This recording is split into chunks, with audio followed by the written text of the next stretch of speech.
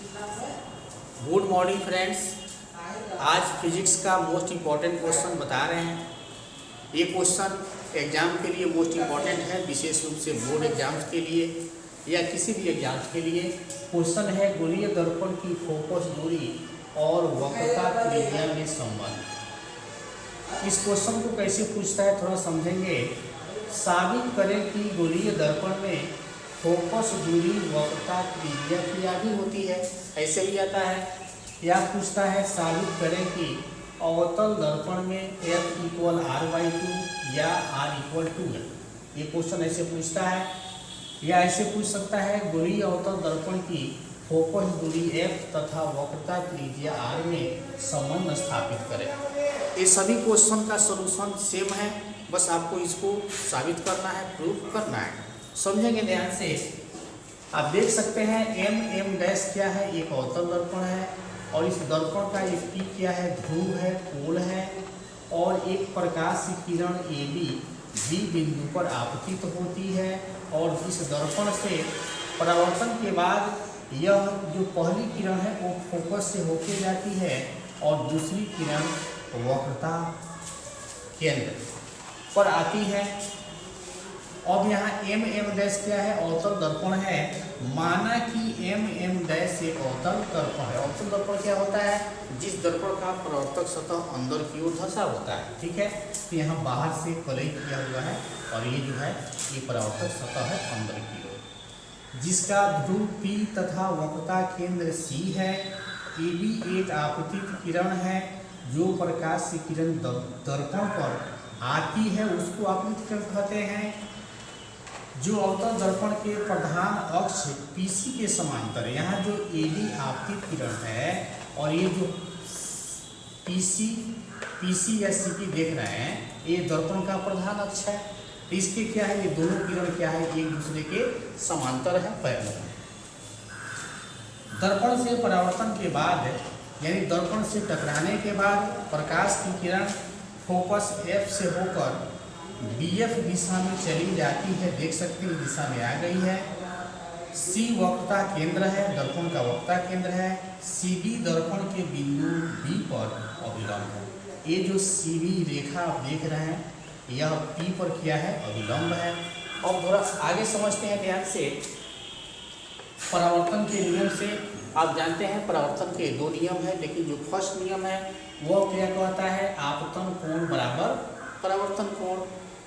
तो यहाँ देखेंगे आपतन कोण कौन है, एंगल ABC यानी यह जो एंगल है, देखिए ध्यान से, AB और C यह आपतन कोण है, ठीक है। और CBF ये वाली जो एंगल है यह परावर्तन कोण है। तो आप परावर्तन का नियम क्या कहता है कि आपतन कोण परावर्तन कोण के बराबर होता है। It means angle ABC equal angle CBF या एंगल I इक्वल R। यह एंगल I है और परावर्तन कोण R है। आपतन कोण I है और परावर्तन कोण R, ये परावर्तन कोण है। तो इसको फर्स्ट इक्वेशन मानेंगे। इसके बाद है AB पैरेलल CP। आपको शुरू में ही बताया गया कि AB रेखा CP के पैरेलल है, समानांतर है। समानांतर रेखा क्या होती है, जो रेखा आपस में कहीं भी नहीं मिलती हैं। तथा CB AB और CP से मिलती है। CB रेखा देखेंगे, CB यही ना है। तो CB किससे किससे मिलती है, एक तो AB से मिलती है और CP से भी मिलती है ना। इसलिए angle ABC equal angle BCF, angle ABC equal angle BCF, angle BCF। यानी देख सकते हैं यह कोण इसका एकांतर कोण है ना, अल्टरनेट एंगल। जब दो समांतर रेखाओं को कोई तीसरी रेखा काटती है तो क्या होता है, एकांतर कोण बराबर होते हैं। यहाँ समांतर रेखा कौन है, AB और CP, और ये जो लाइन है ना, ये जो रेखा इसको कट कर रही है और आप इसको आगे बढ़ा के ऐसे समझ सकते हैं, काट रही है।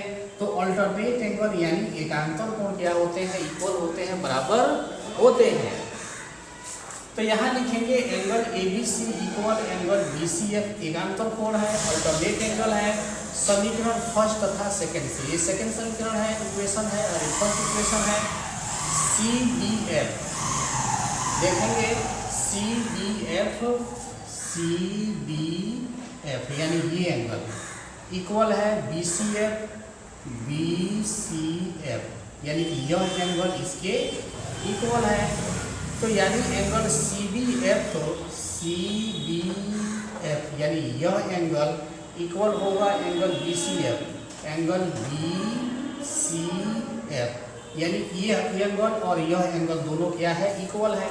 और अब जानते हैं कि जिस त्रिभुज में दो कोण दो एंगल बराबर होते हैं, जाहिर सी बात है जब दो एंगल बराबर होंगे, दो कोण बराबर होंगे तो उसकी दो भुजा भी बराबर होगी। आप मैथ में पढ़े होंगे। इसलिए जो त्रिभुज है BCF ये कौन सा त्रिभुज है, समद्विबाहु त्रिभुज है, आइसोसेल्स ट्रायंगल है। यानी BF इक्वल FC।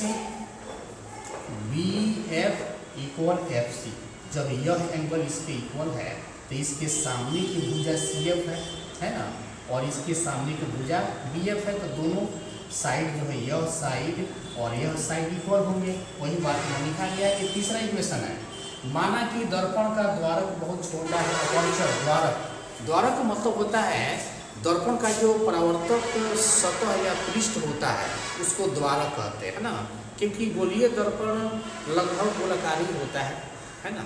तो उसका द्वारक का मतलब क्या हुआ कि उसका व्यास कहिए, परावर्तक सतह का जो व्यास है दर्पण का वह उसका द्वारक कहलाता है। द्वारक बहुत छोटा है। बहुत छोटा का मतलब ये दोनों पॉइंट पास है, ठीक है।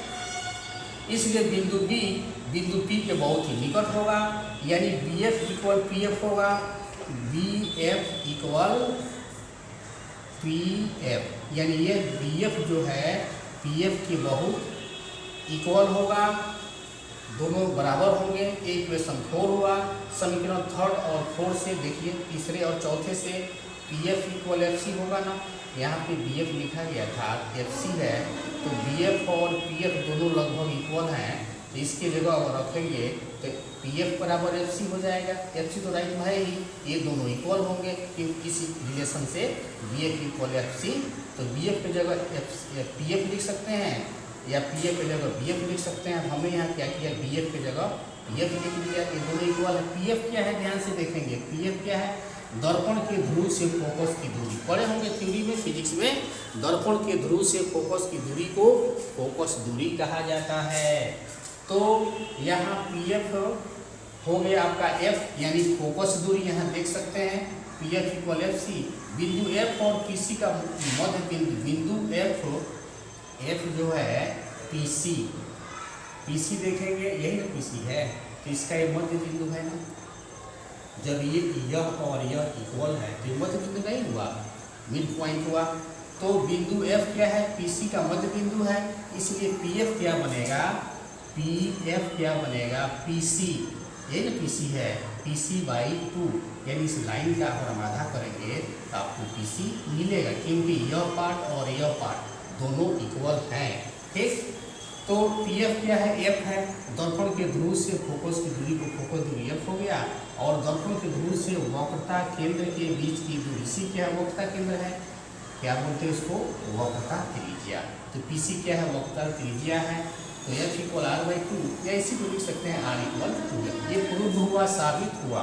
दोस्तों अगर ये कंटेंट वीडियो अच्छी लगे तो चैनल को जरूर सब्सक्राइब करेंगे, वीडियो को लाइक करेंगे और अपने दोस्तों के पास जरूर शेयर करेंगे। Thank you.